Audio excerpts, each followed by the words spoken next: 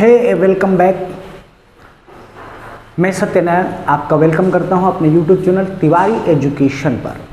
Tiwari education पर आज का जो टॉपिक है वो है होम साइंस। और होम साइंस जो है 10th क्लास, 11th क्लास और 12th क्लास, पहला चैप्टर जो है वो है गृह विज्ञान क्या है, होम साइंस क्या है। तो आज हम पढ़ेंगे सबसे पहले गृह विज्ञान क्या है। देखिए, गृह विज्ञान एक ऐसा जरिया है जिसमें घर के बारे में अध्ययन किया गया ज्ञान गृह विज्ञान कहलाता है।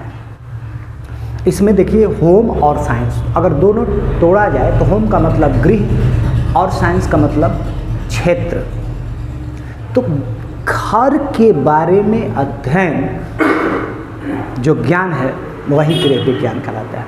हालांकि गृह विज्ञान पहले के ज़माने में लोग कहा करते थे कि ये महिलाओं के लिए है, लेकिन 20वीं सदी में इसका उपयोग कॉलेजों में पहली बार किया गया। 1932 ईस्वी में गांधी इरविन कॉलेज में सिलेबस में रखा गया था, और सिलेबस में रखने के बाद गांधी इरविन कॉलेज से गृह विज्ञान की पढ़ाई शुरू हुई थी। और गृह विज्ञान के लिए पहला जो कॉलेज था वो गांधी इरविन कॉलेज, वो भी दिल्ली में 1932 ईस्वी में स्टार्ट हुई थी। और देखते देखते गृह विज्ञान हमारे जीवन का एक हिस्सा बन गया।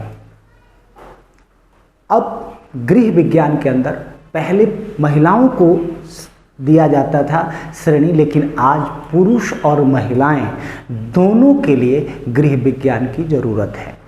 क्यों ज़रूरत है?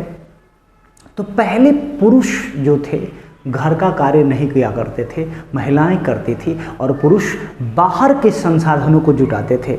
लेकिन आज महिला और पुरुष दोनों ही बाहर के जीवन को जीते हैं और एक साथ मिलकर अपने जीवन को आगे एकत्रित करने की कोशिश करते हैं। तो इसलिए दोनों की सहभागी से जीवन को चलाने का प्रयास किया जा रहा है।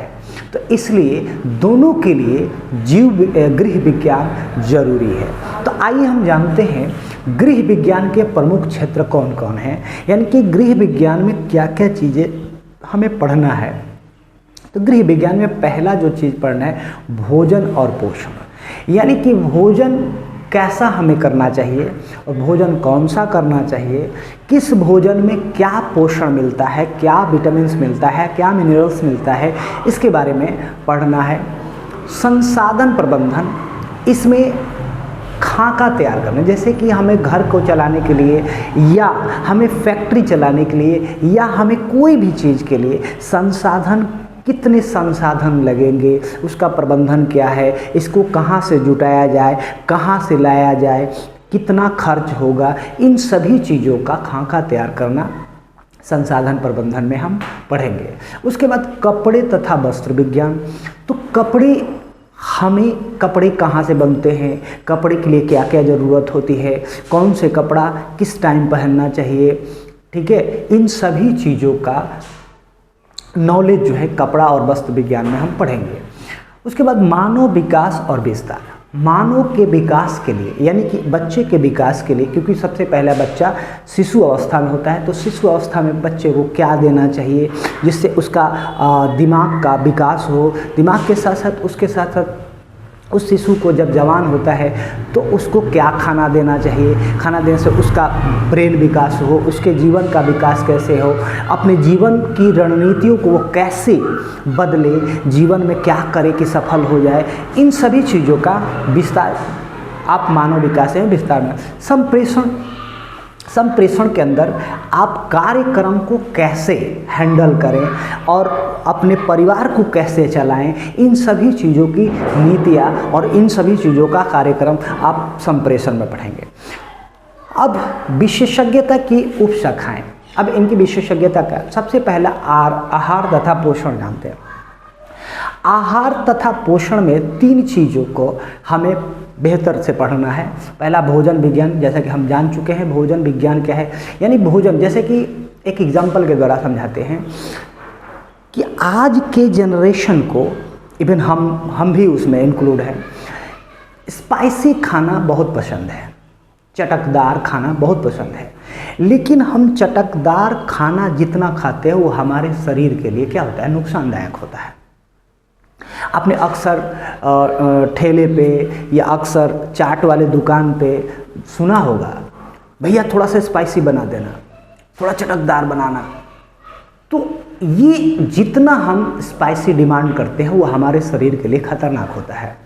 तो इसलिए भोजन विज्ञान यानी भोजन में हमें क्या क्या चीज़ लेना चाहिए, कितने भोजन, कौन से खाना को कितने टेम्परेचर पे बनाना चाहिए, किस तरीके से बनाना चाहिए, कितना भूनना चाहिए, कितना पानी डालना चाहिए, इन सभी चीज़ों का हम पोषण और औषधि, बहुत सारे ऐसे भोजन जो होते हैं वो हमारे लिए औषधि होते हैं।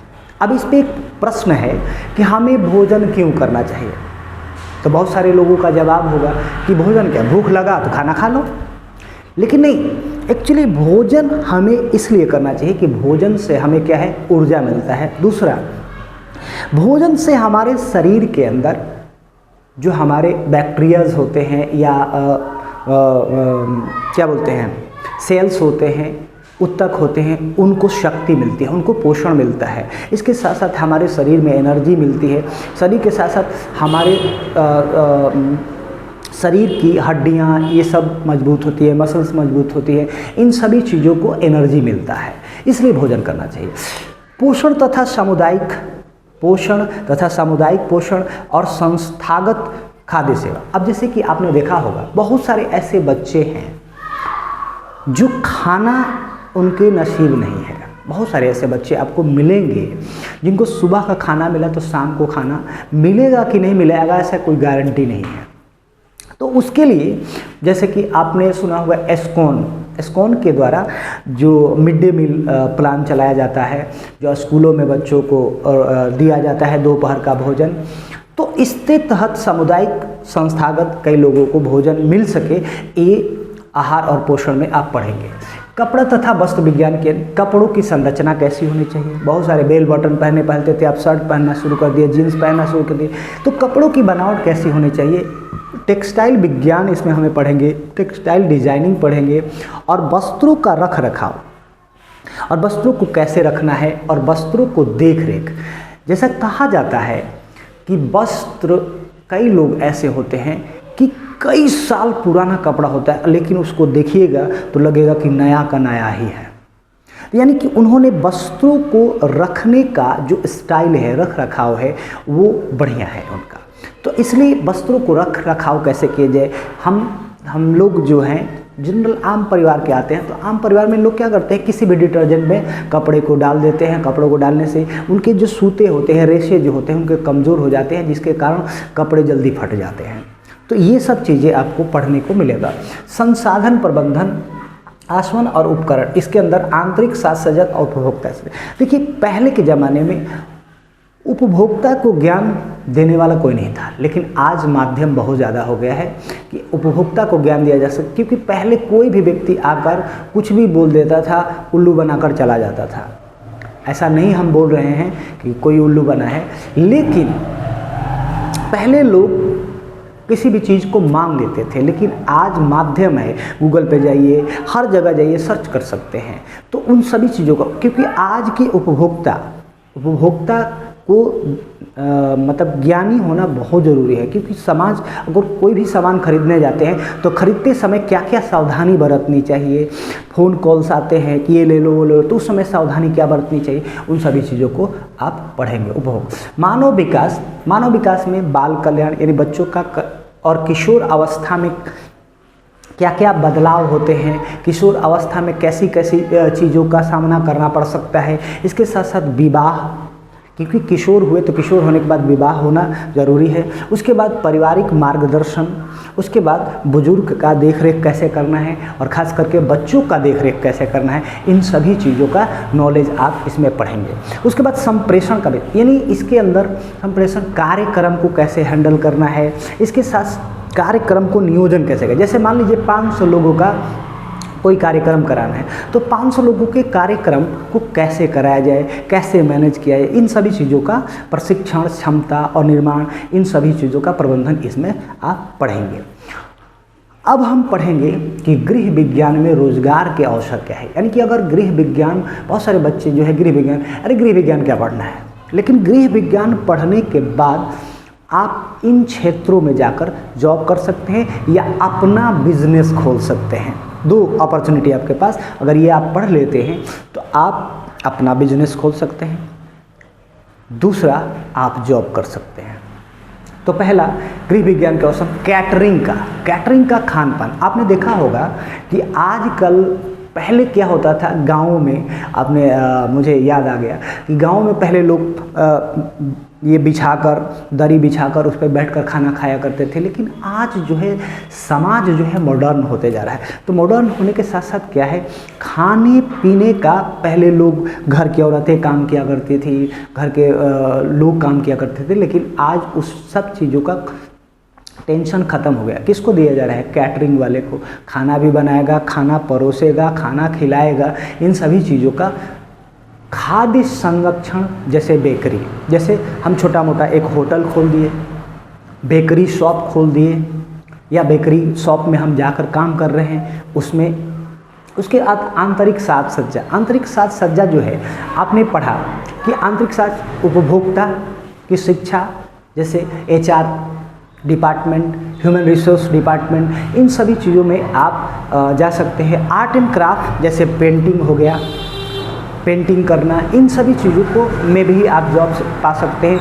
हाउसकीपिंग एक्चुअली जनरली हाउसकीपिंग में बहुत सारे डिपार्टमेंट आते हैं। साफ़ सफाई, क्लीनिंग आता है, इसके साथ साथ फूड सर्व आता है, और फूड पॉट क्लीनिंग, बर्तन, दूसरा चीज़ मत समझिएगा, बर्तन क्लीनिंग के लिए आता है। इसके साथ साथ चाय पानी सर्व करना इसी में आता है।